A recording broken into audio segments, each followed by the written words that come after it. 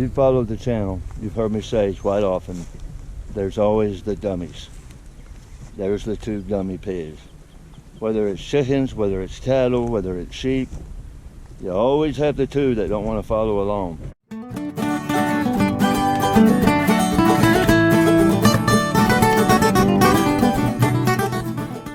Welcome back to Chubby Chase Farm. I appreciate you watching. If you have a moment, please go ahead and subscribe. We've got a lot of fun stuff going on, a lot of animals moving around. Today I'm up here in the pig paddock. These pigs have been up here for a little over 2 weeks now, and it's time for me to go ahead and make my next move into the paddock right there beside them.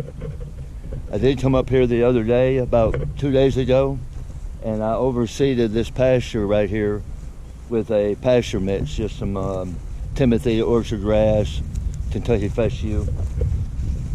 And then I let it sit there for a couple of days. They've walked it in, trampled it in. I think I have pretty good soil disturbance. No real wallows or anything like that, but they've definitely rooted around and turned the soil over. Again, this is a pretty poor part of the farm, and I'm hoping that through the use of the pigs, we'll be able to regenerate the landscape here some.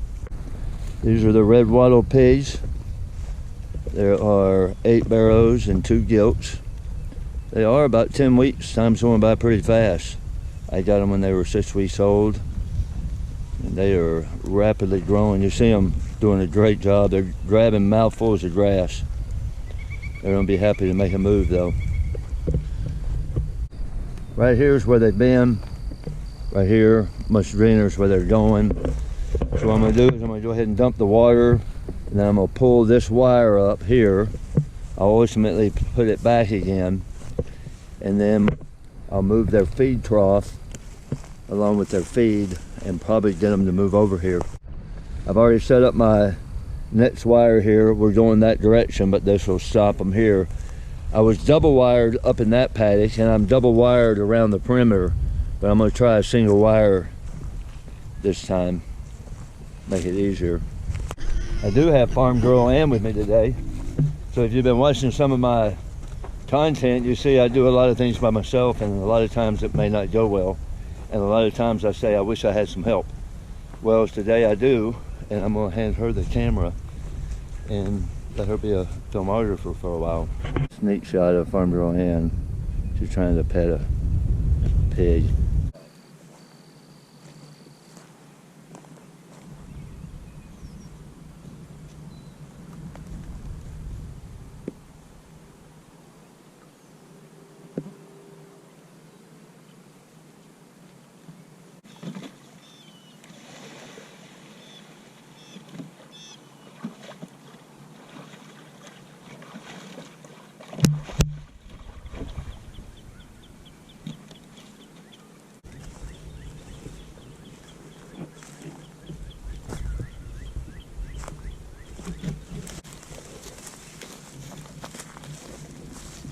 I would have liked to have left the water right where it was and moved the fence around it, but because of the slope of the hill, it would have put the high side up in their paddock, and I still think they're a little bit too small to really get in there. That's why I'm having to use the bricks.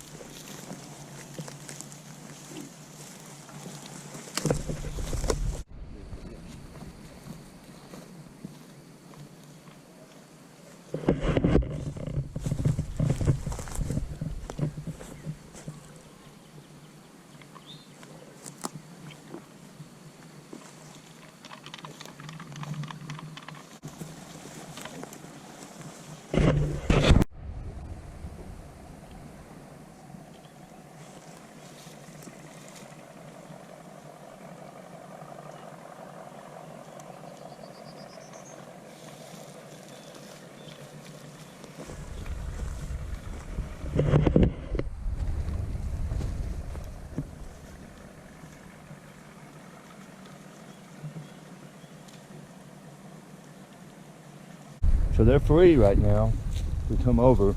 They'd rather wallow around a bit where I had to turn that water out. I figured they would do that. I would just give them some time. I had to move their feeder trough anyway.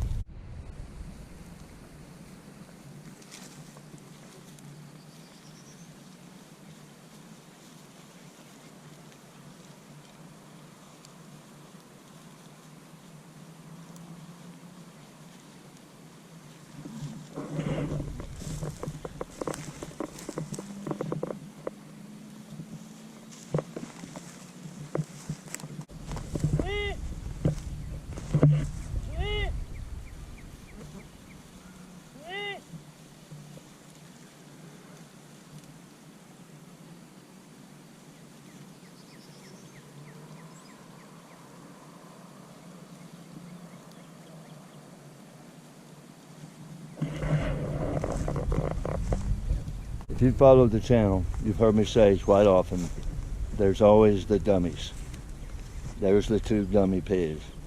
Whether it's chickens, whether it's cattle, whether it's sheep, you always have the two that don't want to follow along. In reality, this is what I expected all of them to do. They're pretty smart and they're pretty wary of that electric fence.